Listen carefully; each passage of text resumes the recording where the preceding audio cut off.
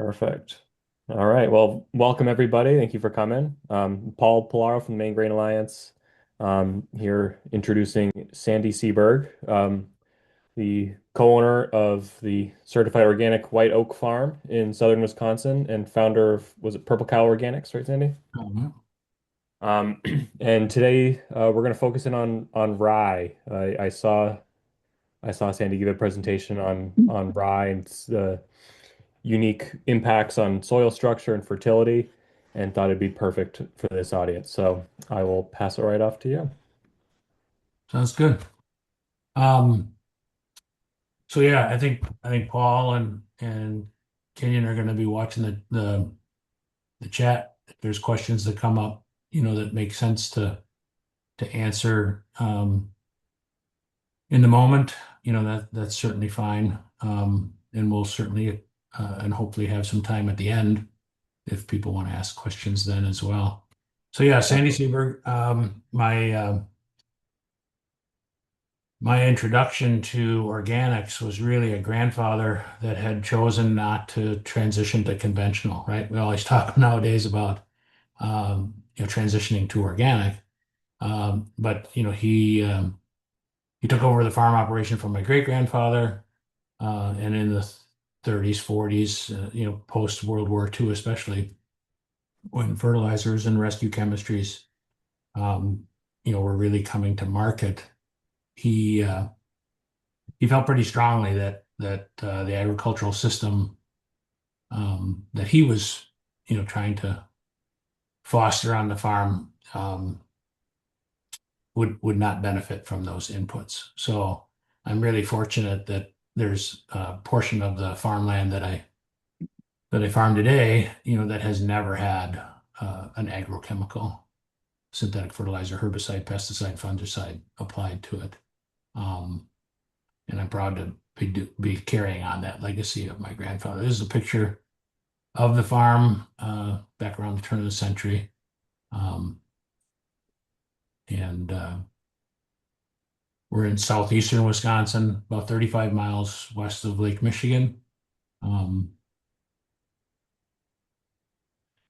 the one thing that I've been most of my life is an observational learner. And for me, observational learning was really more about trying to understand principles. And if I felt I could understand principles, I could potentially put them into action. So this statement from um, Waldo Emerson is really good because what I want to try and talk about is really about the principles of this system and the reason why we feel it's been successful on our farm and in others. And it's not so much that I'm trying to profess um, in an exact way, how to do it. Your farms are unique, your climate, your soils, your access to equipment, labor, time, etc. So again, it's about the principles, not the methods. This is a picture of some of the soil that we get. We recently worked with a private land foundation that owned about 1,000 acres. It was a very unfortunate circumstance, and it's been that circumstance during all my years with Purple Cow Organics, where we'd have people that want to transition to organic to get away from agrochemistry because of an unfortunate situation. Somebody gets sick or worse, dies, and um, the owner of this private foundation land company who'd been working diligently to preserve farmland in our area from the encroachment of development. His wife died of cancer, and there was strong belief that there was some association to agrochemistry relative to that. But this is 30 or 40 years of no-till, chemical intensive farming, and what we sort of start with, in those situations. And rye, which is a crop that I've grown for Albert Lee Seed for 30 years, a seed crop, has it just sort of taught me during all those years, the benefit of utilizing that small grain specifically. And I'll get into more detail as we go along, but this is what we sort of start with. We run we try to advance things relatively quickly with a ripper, which usually only goes through our fields just once, and then they get onto a biological program and uh, never have to use it again. But you can see it's like we pulled that Deep Ripper um, through the road going up to this field, not in the field, just slabby, heavy compaction. This is a seven shank ripper pulled by a 550 horsepower tractor, and there are times that it would stop it. Just to give you an idea of just how compacted um, and to some degree, insulted the soils have been, over 30 plus years of very lack of diversity, um, corn soybean alternation, chemical intensive farming. That field that you just saw, we worked with Jonathan Lundgren and his Thousand Farms group, and they did some testing. It was a conventional cornfield, silage, probably year on year, maybe 5 or 7 years. That field was infiltrating 4.9 inches of water per year. And we split that field in half deliberately so that we could test the other half. And, in just 3 months after we took over, you can see the soil on the left. Just an initial cover crop that fall after the corn silage was off, and then putting it into our corn rye alternation. Um, within 3 years, the soil changes were dramatic, as we've come to expect now. But um, this is a, a bean crop in 3 years. I always like to use that picture because that's my granddaughter at 3 years old. She's 13 now, but she was out scouting pinto beans. We used to grow pinto beans for Chipotle restaurants. So, um, but that field with a return to a biological system, same soils, literally, split in half, is infiltrating almost 10 times as much water. Uh, and we're hearing about aquifer depletion, certainly out in the Western Plains, right, the Ogallala and other places. But we have that same issue with water recharge here as well. And if the water isn't going into the soil, it's going to run off. We're in an area of Wisconsin that's referred to often as the Lake Country area. You look at a map or a Google image, there's more blue on it than there is brown. There's a lot of water around here. So that water, if it's not infiltrating, is going to those surface waters. And I think infiltration is also really a sort of an overlooked soil health metrics. Because if water is infiltrating, air is infiltrating as well. I like to use the analogy that if you put a straw in a glass of water and you cover the top of it with your finger, ultimately mimicking a lack of infiltration, you can pull it out, and the water doesn't, drop down out of the straw.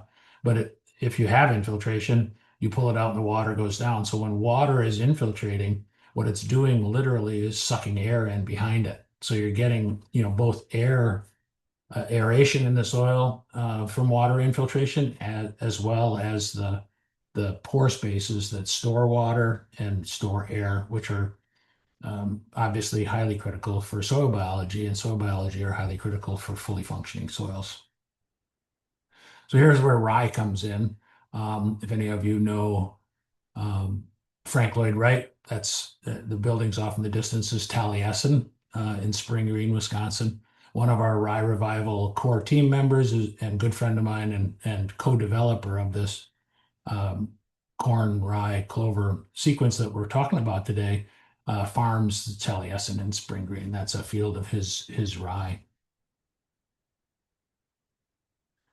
So, nearly 100 years ago, this is a map from the USDA. Each one of those dots represents 25,000 bushels. Total U.S. production, a little over a little under 76,000, 76 million, excuse me, bushels.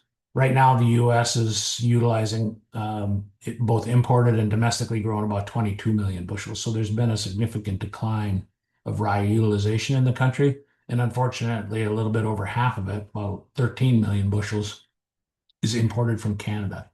Um, so, in my way of thinking, not to disparage the Canadian farmers, but if we could grow those 13 million bushels domestically, that would be a great opportunity for farmers in the U.S. to add, not only value to their farm enterprise operations, but also, capture an ability to diversify their rotations. This is a picture from a friend of mine, Jimmy Emmons, down in Oklahoma, and that's a rye root in very light soils. Um, you know, Plant roots produce exudates. Those exudates, are what feeds biology, but it also helps aggregate soils and works as a biotic glue. So you can see the soil particles literally clinging to those roots. This is a wormhole that Jimmy found, and growing through that wormhole is a root of a rye plant. I'm going to show you an enlargement of that. But if you look, you can literally see the droplets of those exudates coming off of those fine root hairs. And all plants do this. Um, this function from the standpoint of the soil plant interaction. But, rye's roots, because rye is a grass, most grasses, unless they've been modified like corn, have a one-to-one shoot, in other words, the above ground part of the plant to root. So, if you see 5 or 6 foot tall rye in a field, you can be pretty well assured, unless there's something limiting that ground compaction, some subsoil layer that the roots can't penetrate, those roots are going to go as deep as that plant is tall. And there's a wonderful, I can't use the image in a presentation, but if anybody wanted to Google the root atlas, it's out of Germany, and you can actually see a hand-drawn life-size image of a rye root, and one rye plant, if you include the main roots and the hair roots, has about a little over 17,000 miles of roots. So there's a tremendous amount of this interaction between the plant and the soil that are really beneficial from rye in particular. Wheat's great, but again, it's a grass. So if the wheat's only 2 feet tall, the roots are going to be limited to that same one-to-one root to shoot ratio. So you get this tremendous benefit from the rye plant. We've worked with a number of different systems to try and increase diversity on the farm. This is a cover crop interplanted into corn, looking to try and expand what was originally, in my mind anyhow, believed to be, we want to grow more plants, really diverse rotations, 7 years, all these sorts of things to get the optimal plant health. Obviously, if you look at, between the blue lines there and down in the bottom, corn and soybean rotation has a really relatively narrow window of both planting and harvesting times. This is what our rotation used to look like. I'm not intending that anybody goes into great detail on this, but you can see it was not very simple, not an easy cropping sequence to manage. Certainly, it had its benefits. We grew a lot of different stuff and enjoyed that, and gave us other marketing opportunities. But ultimately, we were looking to, this particular system required a lot of imported fertility. And in our area, that was poultry litter. We started to work on some other ways to increase cover crops. So we did a 60-inch corn trial for a while, where we did the rye and the clover, and then a couple of years of 60-inch corn where we moved over 30 inches and then back to a summer annual. This is what that looked like. So ultimately, we ended up getting down to this system where we've kept it really simple. The initial concern that Gary and I had was that, is this not going to be diverse enough? Are we going to be having problems with sort of a grass on grass? We've had a lot of science and university people tell us that that was going to be a problem. The benefit to this system, though, is that corn and rye, one is a C3 grass and one is a C4 grass. So they don't really share a lot of the same crop diseases. This is how simple the system works. Ultimately, half of the farm is in rye and the other half of the farm is in corn. We frost seed with mammoth red clover. Gary uses a blend of clovers. We had some problems with clovers winter killing. which I would think if you were looking up in your part of the world, depending upon, I always think Maine is cold, right? But I understand that you also have, some weather tempering aspects from ocean currents and other things. But, you know, where we are in Wisconsin relative to spring green doesn't seem like a great distance apart, but some of those clovers that Gary was using didn't survive on my farm. So we went with a mammoth red clover that I get from a friend of mine from about 1,900 miles north of here in Canada. And they've been growing it as a family organically, since the 30s. And it's a very winter hardy clover. The other benefit of mammoth red, or as is often referred to as a single cut clover, versus your medium reds, which are multi-cut. So in this system, after we harvest the rye, we end up having to mow that rye straw and clover down, partly to manage the straw residue, any weed escapes that inevitably occur, as well as trying to invigorate and get that clover into soil contact so that it can be digested by soil biology and converted into available nutrients for the next crop. Mammoth red clover, because it's a single cut, we only have to do that once in the fall. Where with the medium reds, you'd be looking at probably cutting it 3 weeks after rye harvest and then again, before winter. So yeah, there's the other benefit. I'm not a big fan of the demonization of tillage. There's been a lot of that certainly in the regenerative farming world where they're claiming this tremendous benefit of no soil disturbance, get rid of your tillage equipment. In this system, we're never really disturbing the soil without either a living plant there, like the clover, or high residues. But it also still gives us 18 months of zero soil disturbance from the time we, um, plant the corn in the fall, plant the rye, frost seed the clover the following spring. Um, We also grow sunflowers, so we can, alternate.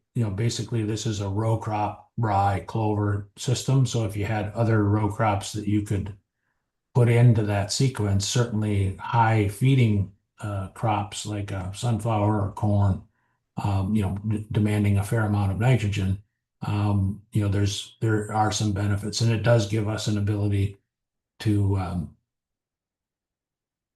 just depending on markets for, either the sunflowers or corn, have some um, ability to jog around depending on what prices there are for both of those commodities. So here, how we plant the rye, plant is probably a term that I should use loosely because we harvest the corn, oftentimes late, as you can see, there's snow on the ground here. And we just broadcast it with a fertilizer cart. And the later we get, the more pounds of rye we put out. And this is rye straight from the bin, so it's at a very low cost. We're not buying it. It's leftover crop from the previous year. We're not having to screen it so that it can go through an air seeder or a grain drill. Um, this probably was late enough in November or so that we were probably putting close to 120 pounds of rye down. If it was earlier, we might go as low as 70 or 80 pounds. Um, and we just broadcast it over top of where we've harvested the corn, work it in with a speed till, slightly, just very lightly, and then wait until the following, in our area, late February, early March is when the snow's starting to melt. And we utilize that frost seeding technique, which ultimately leaves that really small clover seed on the surface of the soil. And we utilize the freeze thaw cycles in that very early spring to pull that clover seed into the soil. Again, allows us to cover a lot of ground. We're out there spreading it, 35, 40 feet wide. And running 15 pounds of medium red clover per acre. So here's what 120 pounds of rye broadcast into that standing corn, and this was probably the latest we've ever done that. This field was um, maybe I should say seeded with rye instead of planted because we broadcast it and then just worked it in with a disc. Um, but that was done on December 7th.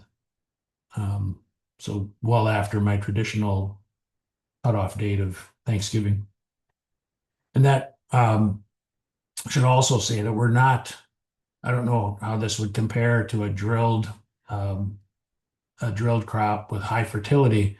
We're not necessarily looking for record-breaking rye yields. We want some open canopy. So a thinner stand of rye, thinner meaning still acceptable to prevent weed pressure, still acceptable to produce a viable crop from a cash generation standpoint. But we want the sunlight to get a certain amount of it to get down to the soil to foster the growth of the clover underneath it.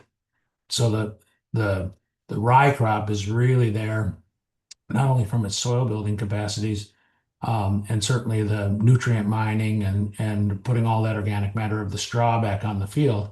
But it's all the main crop here is producing that nitrogen that we would otherwise have to buy and import to the field. So we're looking at typical yields 40 to 50 bushels an acre. Where we grow a lot of Danko. I think this field was Hazlitt. If it was a clean stand, optimal fertility, we probably would be pushing 70 or 80 bushels an acre if rye was all we wanted. But remember, when this rye comes off, we incorporate the straw by mowing it, and we've got an immediate green clover crop that comes in. Um, so yeah, I mean, why do I want to grow my own nitrogen? Well, I said we were 35 miles away from Lake Michigan. That puts us about 45 miles away from Madison. We've got development pressure coming from both directions. Spreading poultry litter, next to schools and subdivisions can get the phone ringing quite a bit. Plus, um, it's not one of the most enjoyable jobs I've ever done on the farm, to tell you the truth.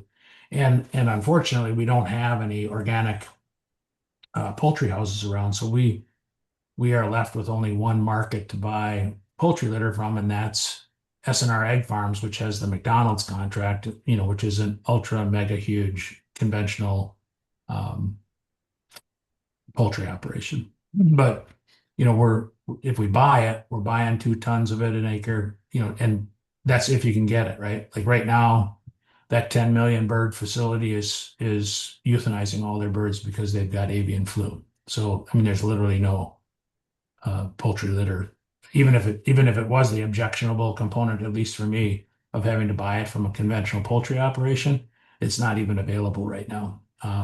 So it does insulate the farm operation by growing your own nitrogen. It does insulate you from the potential shocks, which seem to be occurring more frequently when it comes to avian flu.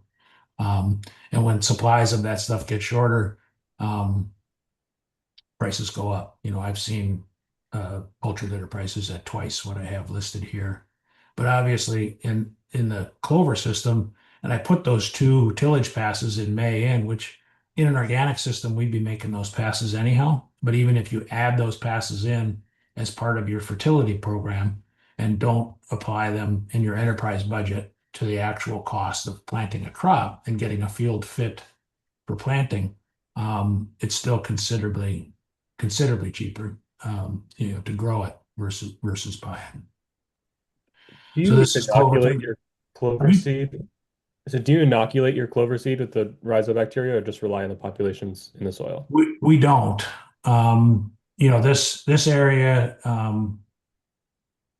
has a long history of dairying, and certainly in the early days of dairying before alfalfa, there was plenty of clover grown. It's amazing. We can take some of these fields that have been in conventional, never had a weed, certainly didn't have any clover or anything else growing in them other than the intended crop with the herbicides. And, within a couple of years, we'll start to see clover show up. I mean, the hard seed is just sitting there in the soil. But no, we don't. If there's a concern, I think um, inoculating is beneficial, and it's certainly not expensive, but it's something that we haven't felt the need to do. So this is one of those termination passes with a speed disc, as I was mentioning, prior to getting a field fit.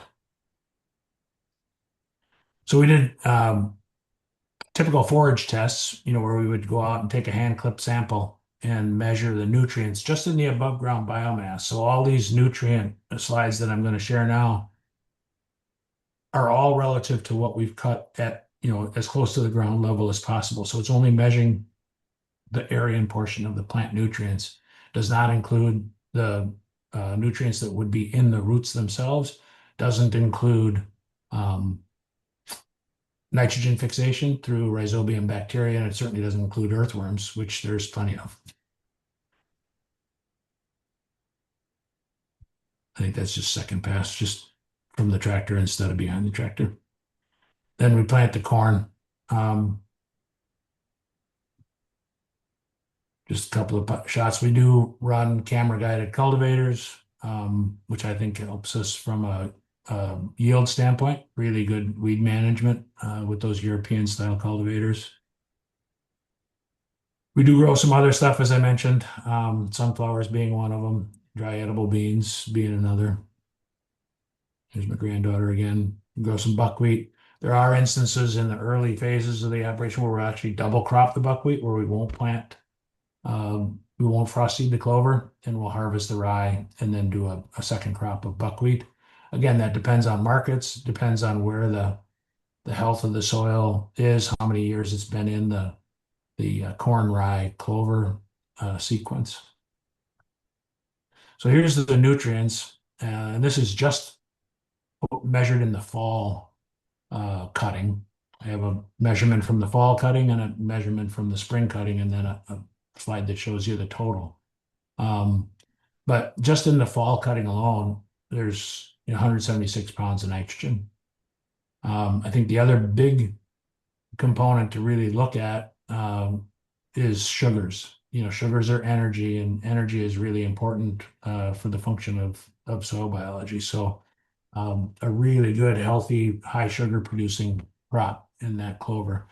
The phosphorus and potassium, we certainly on those fields that had massive amounts of synthetic uh, P and K over the years, which was locked up in the soil. We're actually finding that once we get the soils back alive and in a highly biological functioning mode, we begin to release some of that fertilizer that the conventional farmers had applied to it at over the last 30 years. So we haven't been needing to apply any of that, but you do want to have those nutrients in a carbon biological form. In other words, moved into and modified through drawing them into a plant and then having soil biology deconstruct that plant, and that puts those nutrients in a more plant available form. So here's the spring. We've got another 190 pounds of nitrogen, a few hundred pounds of sugar. So for a total, and that's probably the most remarkable thing, that in this system, we're producing almost 400 units of nitrogen. Now, that 400 units of nitrogen is not available, for your crop this year. You might have 25% of that, in a soluble, readily available form, another 25% in a slow release form, and 50% of it you're putting it in your nitrogen bank. And as you do this sequence time after time, uh, we eventually tested it because we would still go out and in the early days of developing this sequence, we would still go out and side dress the corn with a pelleted poultry litter at 800 to 1,000 pounds to the acre.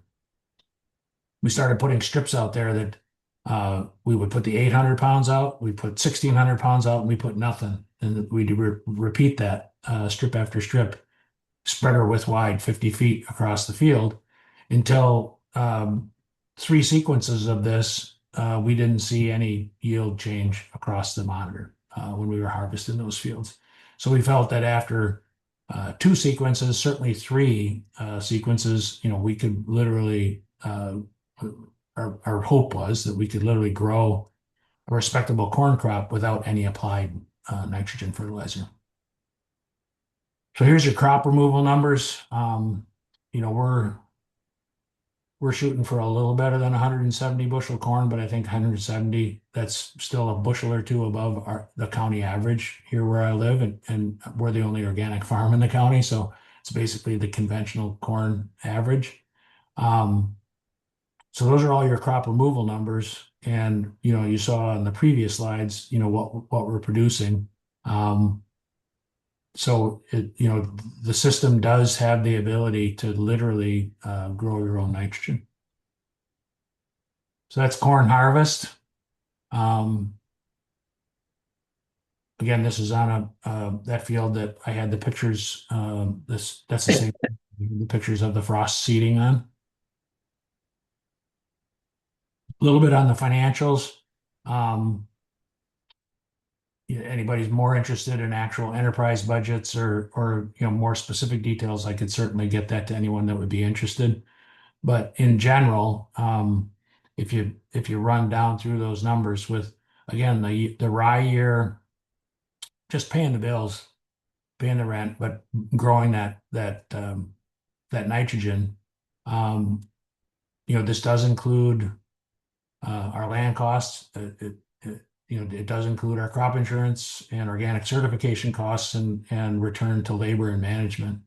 Um, but the previous goals, that we had were to try and um, have a net return.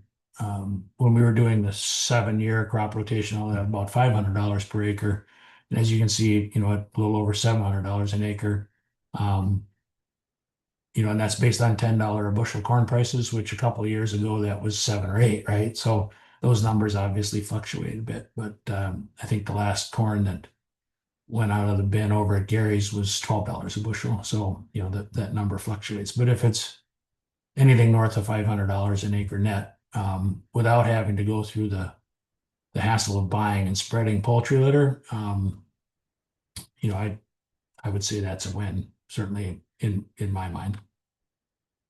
We did a trial. I was fortunate enough to be on the board at Michael Field's Agricultural Institute for a while, and Nicole Teagues did a trial where she looked at this field and we split it, where there was the continuous corn, rye, clover versus no clover.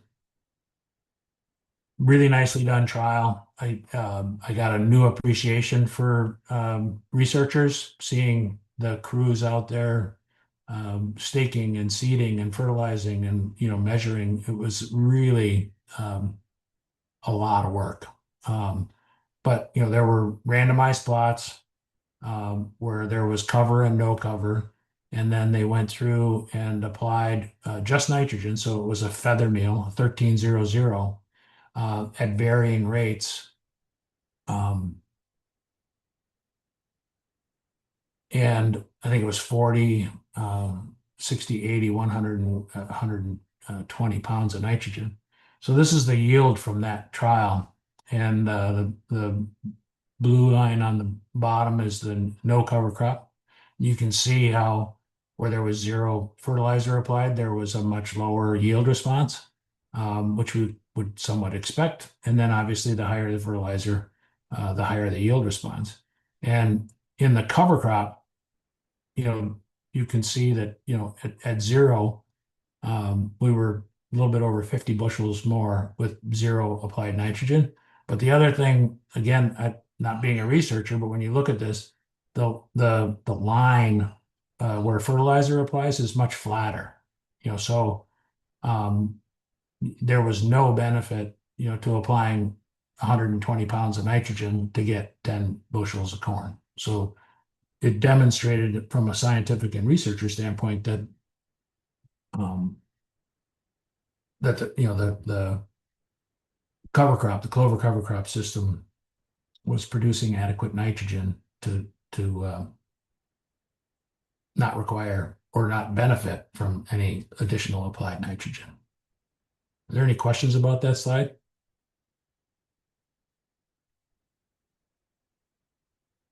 Hearing none.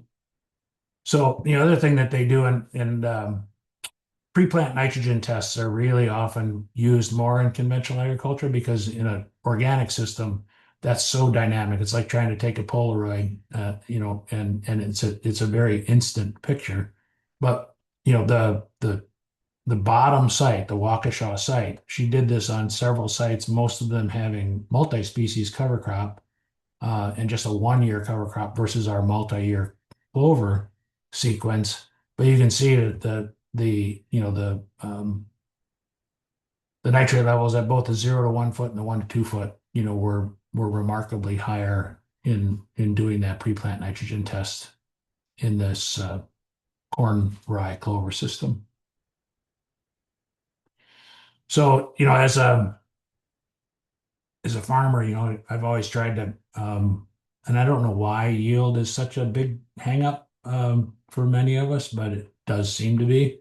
Um, and the largest conventional farmer around here, 5,000 acre farmer, his sort of record yields are right around 240 bushels of corn a year. So my goal was like, well, I want to prove to myself, not necessarily to anybody else, that we can grow 240 bushel corn organically. And that's what that field average that you're looking at right there. So it can be done. Obviously this field had adequate rain. That's a limiting factor.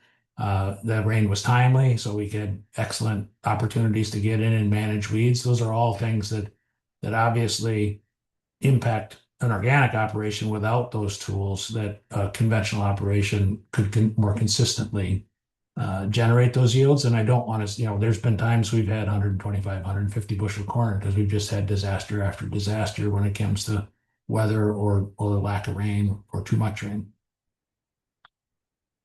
But the bigger piece of it for me is that, right now there's about 320,000 acres of organic corn in the US. I know it's a lofty goal to think that all of those acres could be potentially converted to a system like this. But even at 50 bushels per acre, that's 16 million bushels of rye. And the US, as I said earlier, currently uses about 22 million, with about half being imported. So it's conceivable, that we could eliminate nitrogen fertilizer applications on organic corn, and we could capture the U.S. rye market. So um, I can't remember what writer came up with it, but a BHAG, right? This is my BHAG, big, hairy, audacious goal. Is to is to somehow, you know, and again, not to disparage the Canadian farmers, but they can compete with us because they're in provincial provinces with $35 an acre rent. Um, but I don't know how long they're going to be able to do that with $6 a gallon fuel, um, or the potential for pandemics to close the border again. So the only reason why some of the large rye buyers, Brees Malting is right here in Wisconsin. They buy millions and millions of bushels of rye, just that one company alone. And they buy it out of Canada because it's always there. And, the finding markets from the US are difficult. So, this is a little bit like trying to fly the plane while you're building it. But ultimately, we have the I think we have good solid knowledge that these systems can work, whether that's just because you want to be fertilizer sovereign on your own farm and grow your own nitrogen. The air we're breathing right now is 78% nitrogen. It seems kind of silly that we're buying it. But you need a plant soil system and active biology, to really make that all happen. So Gary, myself, a few others started a nonprofit called Rye Revival.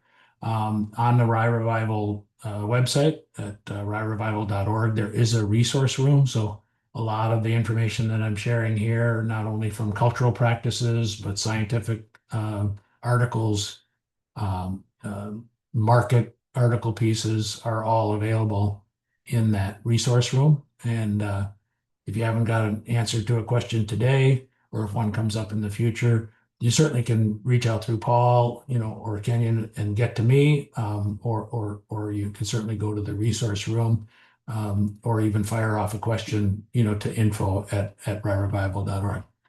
But the biggest thing, I guess, to remember for me, is that you don't fail, you learn, right? When we were going through this, I had no idea that we might end up at the end of the sequencing, with a really solid opportunity to having to stop, write those checks, and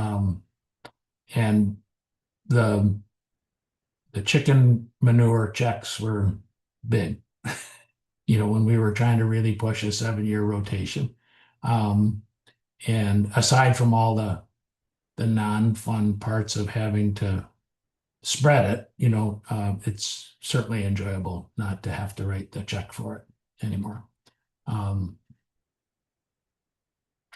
there's my contact information if anybody is um, so inclined to get a hold of me.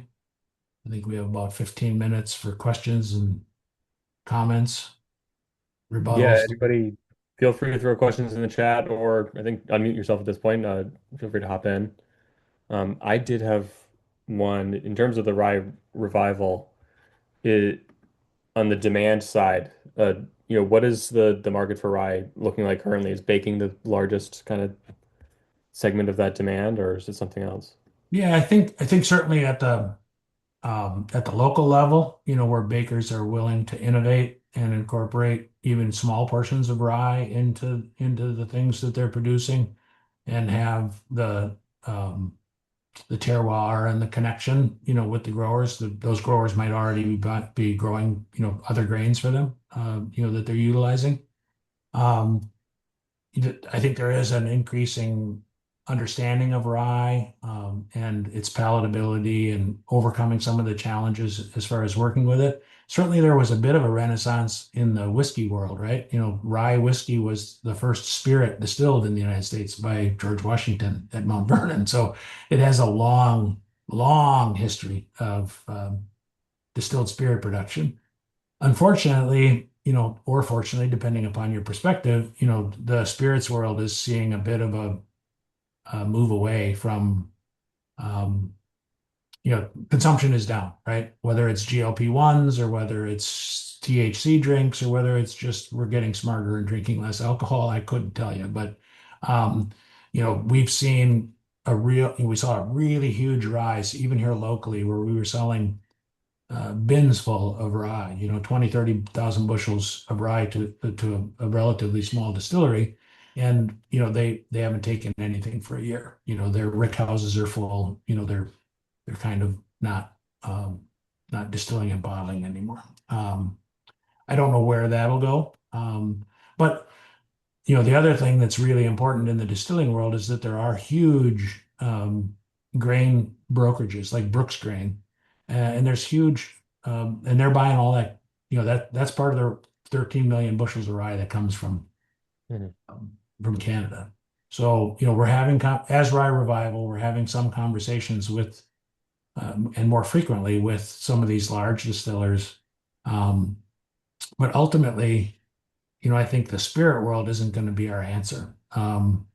Because people that are drinking a Manhattan, or an old fashioned, aren't too worried about organic or whether the rye came from this country or that country. So it's not the same level of consumer interaction that you get in some of the other food spaces, or consumable, human consumable spaces. So I think really the bigger plays are, and I've been talking to the sustainability manager at McDonald's, right? Like put 10% rye and they sell 6 million hamburgers a day. And I know that sounds somewhat sacrilegious, right? Like for this purist organic farmer dude to be talking about, like, talking to McDonald's. It's like, what the hell? But the reality is that those are the potential real drivers. We've talked with the Patagonias and they're great and they're wonderful and they're warm, their clothes are cool and everything else. But the reality is that even their beers and snack foods and those sorts of things aren't going to be the volume solvers. And the other rye flours that you get, they come from Bay State Milling or, those places. And again, those are rye grains that are typically imported versus domestically grown. So I see we've been at it now for several years, 5 or 6, I think. We're I think we're seeing that we're getting closer to a tipping point. And I think once buyers from these larger markets, whether it's Brees, Bay States, or other moderately sized millers, feel that they have a consistent, reliable supply, they might start looking at transitioning some of their purchasing away from imported grain. Um, but until that really happens, and again, we there's been sensory analysis where they put caraway, the smell of caraway seed on a little scratch and sniff, and they put rye on a scratch and sniff, and people smell the caraway and they go, "Oh, that's rye Yeah. or rye bread," So there's a bit of a confusion about what rye actually can bring to the table, and we could go down a huge rabbit hole, but I mean, University of Vermont's done a lot of work, on sensory stuff, and there's really wonderful nuances. There's a distiller in Illinois, literally has separated his um, distillation or his aged batches based on dry years or wet years. And he distills the grain from his farm, and it's the same variety, same rotation, same everything else, but a dry year produces an entirely different spirit than a wet year does. And he's marketing to that, right? Obviously, if you're Jim Beam or some of these big, huge outfits, they're going to want to blend the wet year and the dry year together so that people don't taste the change. But I think, that there's all sorts of good things, that are many, many spokes on the wheel. The work that you guys are doing, the work that so many are doing around the country. Um, it's kind of a slow process, but we remain hopeful. I used to be one of those people who mistakenly thought I didn't like rye. It was just the caraway seeds. Like I thought I hated rye. I really just hate caraway seeds. Um, Yeah, but we make a 100% rye brownie cookie, and nobody would ever tell whether there's even rye in it. It's just delicious. yeah, Um, Hey, chocolate rye is great. Oh, hey, Richard. I've got a question. I'm using rye as a lot just as a weed suppression some places. mhm. Now, can I come in early and mow that with a flail mower, and will it grow back again, and maybe get a couple of, and then incorporate that into the soil? So you're planting it in the fall and it's Yeah, I overwinter? planted it in the fall, but I really wasn't planning on harvesting it for the grain. I was just wanted to use it to help build, as weed suppression and also to help build the soil. Right. So rye planted in the fall as a winter cereal has to go, vernalization. So it'll go into a reproductive phase. So if you're going to Yeah. mow it, you have to mow it.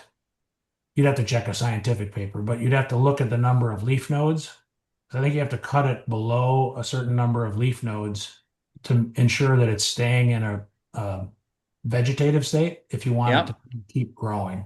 So if you let it get away from you too far, the plant will have already sort of switched modes from vegetative to regenerative, and Okay. you mow it, you'll kill it.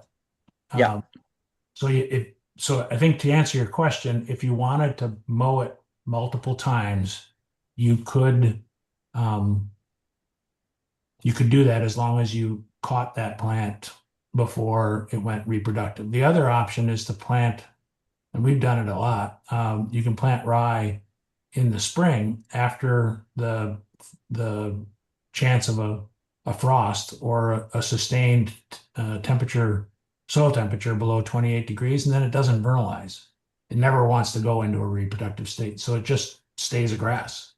We've done that when we've had pasture sacrifice area for our beef cattle. We'll plant rye in the spring, and they'll go out and graze on it 3 times. Because they chew it to the darn near to the ground, and it just keeps coming back because it's never going to want to trigger that reproductive phase.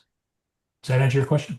Yes. Yeah. Good. Thank you. I'll just have to go and look up. I see I've got some little patches where something is just starting to kind of go into the boot stage. early on. So maybe it's too late then to, I'd kill it if I did it then, Right. if I mowed it. Yep. Okay, great. Thank you. That vernalization, I'm just thinking, could that be a way to clean your seed of rye? Because we get a lot of rye just mixed into wheat, and we're just pulling rye out of the field all year by hand. So if you plant it in the spring, could you incidentally clean your wheat crop? So the rye wouldn't reproduce, and then the next year you'd just have wheat. So you're planting rye No, ahead of, like if we're planting wheat, it's contaminated with rye pretty frequently, yep. um, for the wheat growers. And if you don't have the cleaning equipment to get that rye seed out of the wheat, just a spring planting could incidentally clean that wheat crop of the rye, since it's Um, not fertilizing, not reproducing. So the next, yeah, but if the rye seed was there and oh, if you so you would plant a spring variety of wheat, not a winter variety. yeah, Yeah. Um, yeah, I mean definitely it wouldn't if it's not vernalized, rye would not go into a reproductive phase. I've seen some people clean that up and then begin to hold their seed back by going out there with like either the Metaguzo or some of the other weed mowers, which are designed to go on a tractor and be above a crop, typically like a soybean crop, where you'd have weeds that can grow higher than the canopy. And obviously rye is taller than the wheat is. And if you're saving your seed back, you could go in with tram lines and a weed mower, clip all the rye, ahead of the wheat harvest, and you'd have a perfectly clean uh, seed bank at that point in time.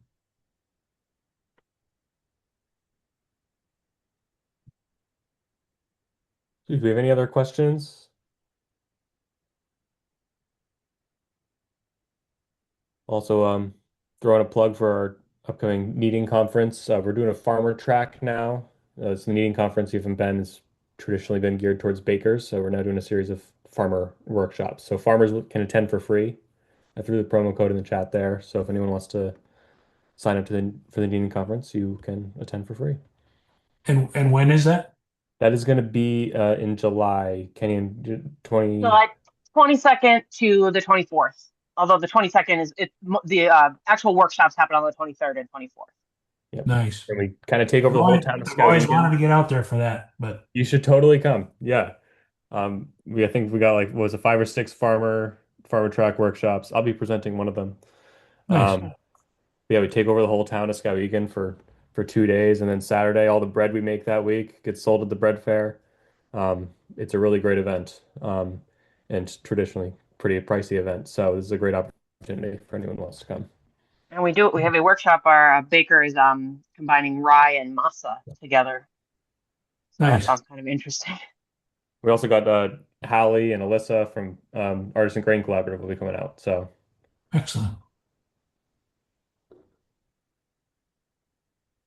all right, give it 10 more seconds. Anyone who wants to ask a question?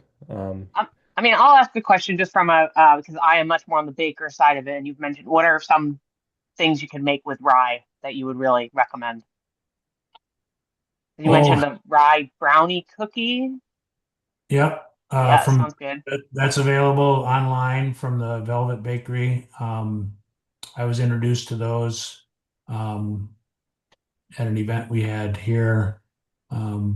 Odessa Piper, who is Wisconsin's sister to Alice Waters. She sort of started the local food movement with her restaurant Latois in Madison. Rye focaccia. I have a great rye focaccia Mm. recipe that was developed by a friend of mine when it was Birch Restaurant in Milwaukee. 100% rye. I mean, focaccia was really just a sponge for olive oil and other dipping stuff, right? But rye really makes it spectacular, and it's 100% rye. Um, but yeah, we've got a bakery, a friend of mine that when we do special beef tasting events, does a 50% rye hamburger bun. Um, Everybody's like, where do I get these? I haven't been able to convince him to have them regularly available at his store, but so yeah, I think you know, there's probably nothing that you can't put a little bit of rye into. We've got a tortilla maker that, because if you look at the rotation on our farm, say 200 bushel corn, 50 bushel rye, half the farm in rye, half the farm in corn. That means you can make a tortilla from about 70 or 78% corn and 20 or 22% rye. So they've made a 75% corn and 25% rye tortilla, and it's spectacular. The when you start doing some of those things and you cross over the line into the gluten-free world, there's some um, you know, pushback sometimes, but that particular tortilla maker doesn't. They do all sorts of other things there, so they aren't running a gluten-free facility that they'd have to worry about bringing rye in. But yeah, those are a few things anyhow. Chocolate rye is a great pair. Yeah, I'm definitely of the throw a little bit. That's what I do with all kinds of flour I have is just throw it in stuff and see what happens. But it's kind Right. of inspired me to try some more things with the rye. Yeah, one of our Rye Revival team members, Avery Robinson, just recently acquired and took over Black Rooster Foods, which was started by John Mongalis, who was a Latvian refugee, and that's 100% rye bread, that can survive in your cupboard like for 5 weeks without refrigeration. I mean, it's phenomenal, phenomenal, very traditional Latvian rye bread. Um, but there's Allen Ginsberg's book, The Rye Baker. If anybody was really looking to try and get their nose in a book and learn not only about the history of rye, he did a great job on the origins, which is an interesting story. Obviously, not great but it's the theory is that it was carried in the sandals of Roman soldiers, right? Their army was fed and their horses were fed on wheat, but as they got up into the Baltics and into the less hospitable regions of the world that they were trying to conquer, the wheat didn't grow. The winters were too severe, and so to your point, Paul, where oh boy, we've got rye contaminating our wheat. It actually was the foundation of Yeah. creating those civilizations to prosper as the Romans in their sandals and skirts headed back to other places. The rye stayed. So that's why in those areas of the world, rye is such a foundational piece of their baking and grain consumption world. But he's And got performs so well in these colder climates yeah, compared to the yeah, wheat. poor, and not only poor colder climates, but poor soil. I've not really had my hands in the ground in Maine, but I know in a lot of areas in the Northeast that they're pretty rocky, pretty shaly, shallow lenses of soil. Um, and rye rye performs really well in those types of environments. And because it stands so tall, the grain heads can be clipped off, without having to worry about sucking a rock into the combine and all those other kind of operational things that can be a real challenge. But yeah, cold and potentially low fertility, and I don't know if marginal is the right word, but certainly soils that are not 6 foot deep Iowa and Illinois, black alluvial soils for sure. Yeah, the soils here are very diverse. A lot of it's really rocky just from the glacial deposits.